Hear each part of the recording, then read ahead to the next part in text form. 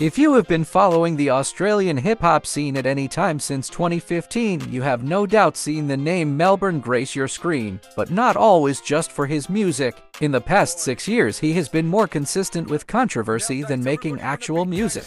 Though MLBRN has dipped in and out of the scene over the past 5 years, it would be hard to deny that when he is being consistent, he sits amongst as one of the best lyricists in the Australian hip-hop scene, boasting enough technical command, lyricism, and flow to generate a core fan base for any time he decides to come back. Hearing his unique and well-crafted music without knowing the backstory would most likely leave anyone confused. How can an artist with this much talent not be the talk of the moment? But his success comes with baggage and haters. Lots of them. For every positive comment he receives on his music, there seems to be two attacking his personality. But as MLBRN has frequently managed to do, he once again seems to have flipped the script. So before we go into detail, let's take a quick trip down memory lane and give some context to the background of everything you need to. In 2016, he bursts on the scene and calls out every rapper in New Zealand and Australia. With that came a plethora of seemingly random rappers and MLBRN volleying shots at each other back and forth from all over. In 2017, apps it all up with a song called The Last Response and begins to make music that is more constructive. 2018, much the same. People start to come around and forget the beef he created early on in his career. His craft gets deeper and sharper.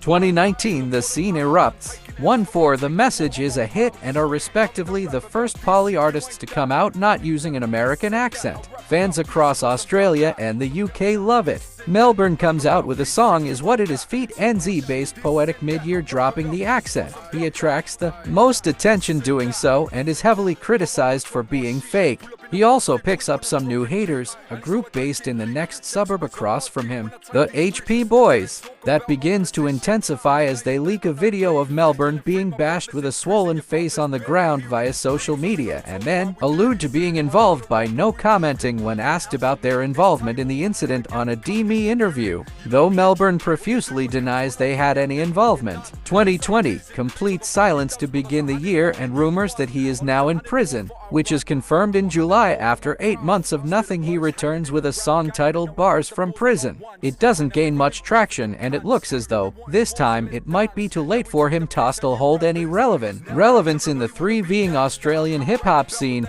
but he comes back with a follow-up This and Dat and signs to one of Australia's fastest-growing record labels, joining the likes of Masked Wolf, Will Sparks, and many more, finishing off the year with a surprise summer hit Side Bitch, which quickly becomes one of the biggest bangers of the year. 2021, MLBRN started the year with serious momentum as he dropped the clip for Side Bitch, which was trending on YouTube within 2 days. He followed that success with his newest single Proper, which landed on prestigious Spotify playlists A1, Drip, Local Hype, and also trended on YouTube on. Both singles exceed a collective 1 million streams. Sells out 2 standalone shows at MLBRN's prestigious Laundry Bar in under 8 days. Signs with one of Australia's biggest agencies, Lucky Urban, and lands himself as a headliner at the Sydney Myer Music Bowl alongside Dedemy Trumpet and Hooligan Halves, all in under a month.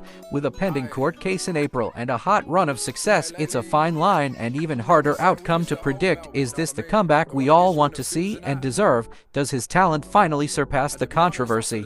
Does he catch the break he has worked so hard for? Or does it once again all come crumbling down? At the moment, the hype is real and we are on the edge of our seat. 2022, Teamwork Records partner with MLBRN to launch Brotherhood Music.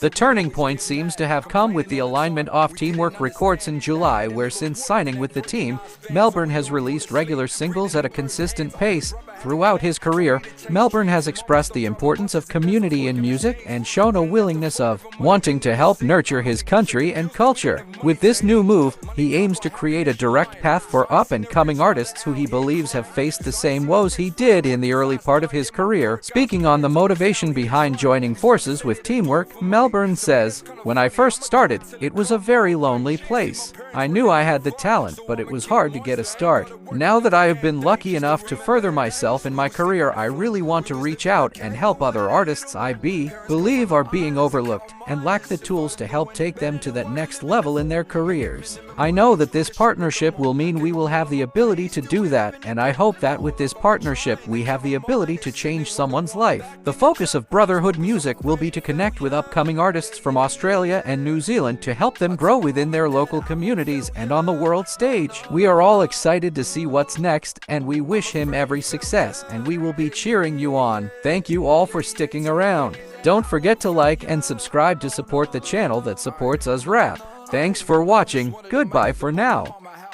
Give my circle the money if they needed some help. To find the visions and dreams they wanted for themselves. Just wanted us at the slums and on a different route. I always kinda felt I was a different breed. Lived the same life but in a different league. Kept envisioning my future differently. How the hell's this living? If I see my dad working 9 to 5 and forced to never have the time to give to me, never made any sense, bruh. How's the best rapper sitting on a bench, bruh? To chase my musical work, I'm on the fence, bruh. Used to get shitty when I wasn't getting views, but my also shut and Ryan said you next, Ryan. That's the reason why I swear to ride for ya. Then my circle who was with me when they lied to you. I told you Melvin dogged his own mates. What a sly figure, sit on the fence. Well then I kick you to the side for you. I couldn't care less. I don't need stress. I'm writing all the L's to make my story the best. And to my usos, I don't ever wanna heal, die for me. I wanna live to see what happens to us next. Still remember the days we would sleep on the floor. We was living okay but wanted a little more. Parents come from the islands, accounting minus. If I didn't do any better than what we living it for. Making minimum wage, window shop at the mall. Gave my all of my pay, still we living it poor. My whole life I've been trying to count minus, and they wonder why I'm back in the trap once more. Cause I'm afraid of failure. Yeah, yeah, yeah, yeah. I told my mom and dad I won't fail ya. No, no, no, no. I'm afraid of failure. Yeah, yeah, yeah, yeah. Yeah, yeah, tell my babies that I won't fail ya. No, no, no, no. No, no, no, no. Aye. If you ask me what I'm afraid of is in this life, one of them will be my family, the failed them and that, you know, my kids. So if I ain't gonna live my dream by any means, my kids will live theirs, word.